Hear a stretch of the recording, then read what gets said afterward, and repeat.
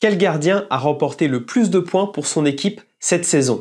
C'est Marcin Bulka, le Niçois, avec 9 points remportés pour son équipe, notamment avec ses pénaltys arrêtés, ça a permis d'être décisif dans certains matchs. Nous retrouvons les deux gardiens espoirs, Guillaume Rest et Chevalier, qui complètent le podium. Et ensuite, Donnarumma, Samba, les deux meilleurs gardiens de la saison dernière, sans surprise, avec Bizot qui est également avec 7 points gagnés pour Brest. Dans le ventre mou, l'une des surprises, c'est de retrouver Utkidja qui a remporté 5 points pour son équipe. On le brogarde souvent pour ses performances.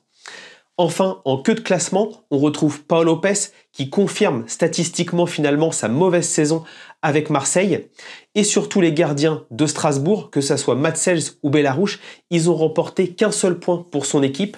Et le cancre entre guillemets de cette année, c'est Yvon Mvogo. Malgré des arrêts spectaculaires dans certains matchs, bien ça n'a pas été efficace parce qu'il a remporté 0 points pour son équipe. Mais comment j'ai effectué cette statistique? En fait, mon point, c'était de trouver les matchs où les gardiens ont sorti des arrêts afin d'être décisifs pour leur équipe, notamment dans des matchs serrés, et donc qui ont remporté soit grâce à leur arrêt la victoire, ou au moins fait match nul grâce à leurs beaux arrêts. Et donc j'ai pris le nombre de chances de l'équipe adverse, retranché par le but encaissé face à cette équipe, et donc j'ai permis de dire si le gardien avait été responsable d'1 point pour son équipe ou de 2 points s'il y avait la victoire. Et donc que donnerait le classement avec les points de ces gardiens totalement annulés?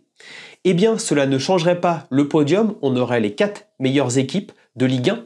Néanmoins, Marseille serait en Ligue Europa, donc ça montre que Lopez et Pau Lopez n'ont pas fait une très bonne saison.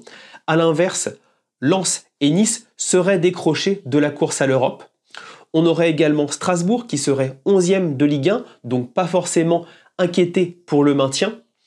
Et surtout, on aurait S qui serait décroché de la course au barrage. Voilà un petit peu pour ce classement fictif de Ligue 1. Je souhaitais le faire depuis un certain temps.